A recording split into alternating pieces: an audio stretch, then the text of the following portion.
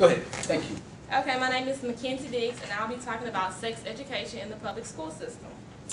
We're all college students, so we've all had to get through middle school and high school, and we've all taken the sex ed class, but that class was watered down. They didn't talk about nothing. You probably passed notes and not paid attention to what the gym teacher was talking about. But today's, teenagers, they have to face society's pressures, life pressures, pressures of, peers and their family.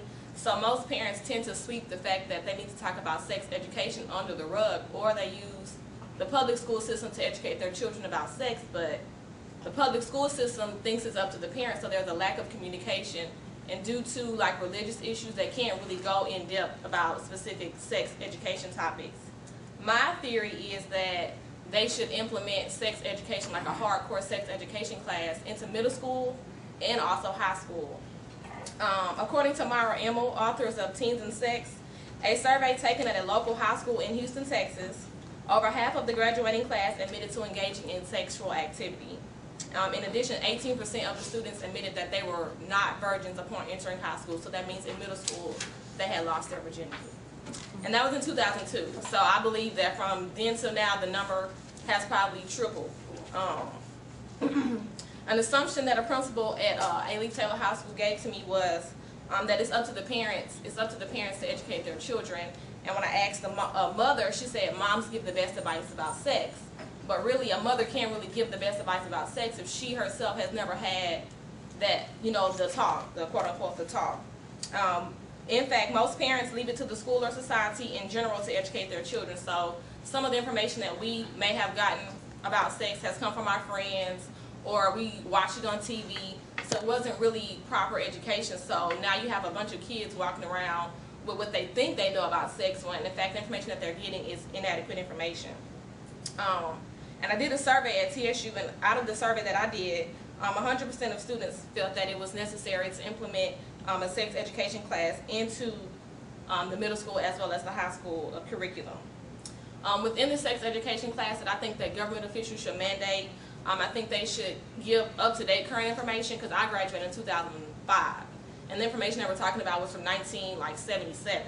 Like, how can I relate to that? That was like, I wasn't even born then. So I feel like they should give current, up-to-date information. They should also provide adequate facts. They shouldn't just promote abstinence or just not doing it, because 9 times out of 10, no one's thinking about, either they have already done it, they've already tried it, they know someone who has done it, so they're curious. So you can't just teach abstinence. You have to also provide actual facts as to this is what happens if you do. And like I said earlier, due to certain religious regions, they can't really talk about that. But I feel like if you're going to put your child in the public school system, and then it's we as taxpayers who are going to have to provide to them, because they're children, they're going to have to provide government assistance to them. So I feel like we as taxpayers should implement a class that will help decrease the pregnancy rate, because we all know the pregnancy rate is extremely high. They have shows like Teen Mom, where another group of students, I was watching CNN, another group of students had actually band together to see if they could get on the show. So in order to get on the show, you have to be pregnant, but who's going to take care of your baby? Now you're on government assistance, so now that's out of my money. So I feel like they should provide up-to-date information. They should provide field trips, more hands-on information, because I can't just sit there and read out of a textbook. I'm not learning anything. I'm bored. I don't want to hear about this. This is boring, and I'm not really going to apply what you're teaching me in the classroom into my daily life. Also, Robin Davis of Planned Parenthood said that 700,000 teenagers will become pregnant in the year 2011. That's a lot of pregnant kids under the age of 18. So now that leaves someone like my mom. If I was to get pregnant, I was 17, my mom may have been 37. When did it come appropriate for you to be a grandparent at 37? You're not even 40 yet. That doesn't make any sense. Also, 1 out of every 4 sexually active individuals before the age of 25 will have gained an STD. So, yeah. That's these numbers are really bad, but it's because you don't know. You don't know, okay, you can get a certain STD by doing this, or if I do this, this is what's going to happen. No one's teaching young kids from middle school up until now, okay, well, if you do this, this is what's going to happen. They're saying, oh, just don't do it, and then we're going to leave it at that. So no one's really talking about the consequences, and then by that time it's already too late. You're either pregnant, have to get an abortion, or you already contracted an STD or HIV. The Center for Disease Control said that 19 million new cases of STDs generally happen each year. That's like a disturbing number. So I feel as though if we implement a class that will give people accurate information and incorporate the family life, incorporate the parents into the class as well, we can decrease the pregnancy numbers as well as the STD numbers, in addition to HIV/AIDS.